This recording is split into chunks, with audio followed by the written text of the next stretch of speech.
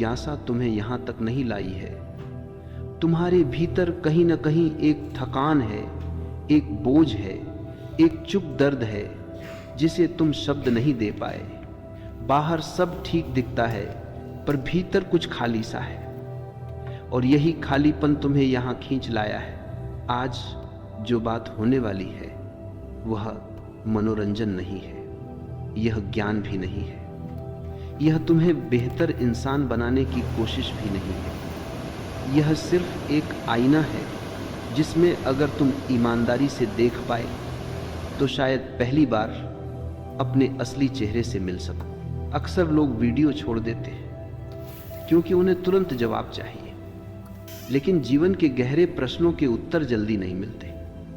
अगर तुम थोड़ा ठहर सको, अगर तुम सुन सको, तो जो अभी अस्पष्ट है वह धीरे धीरे स्पष्ट होने लगेगा।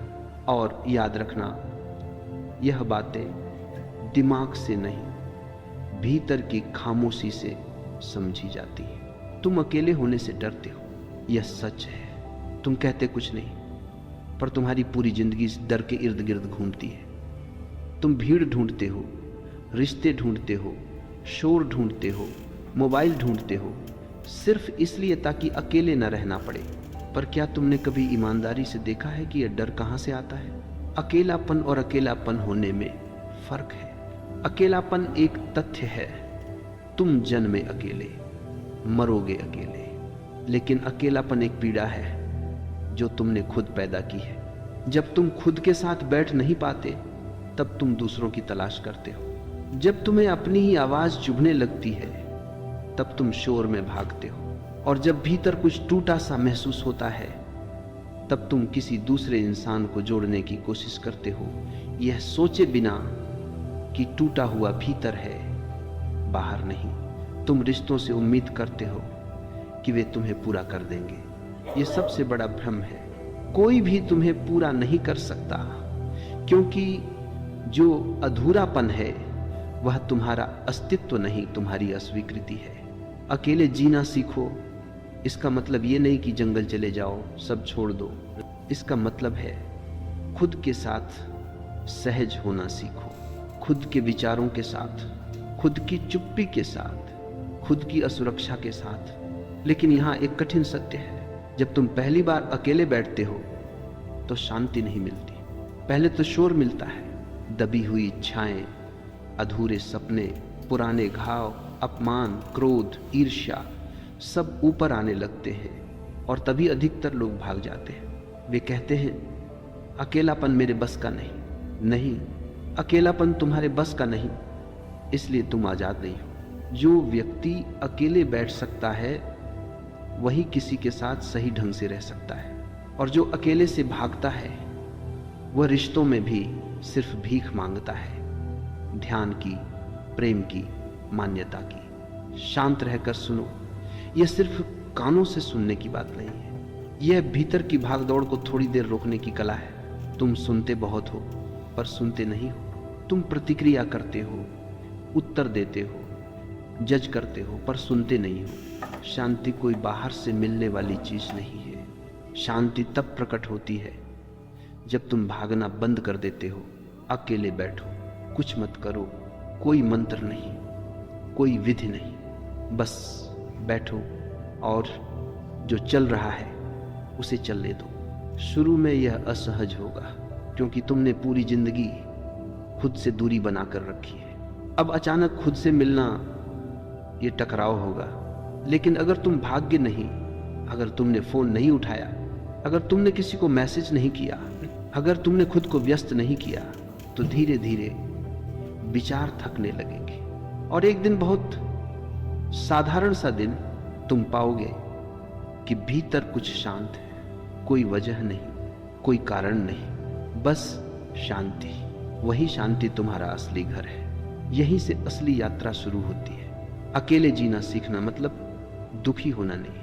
अकेले जीना सीखना मतलब निर्भरता से मुक्त होना है।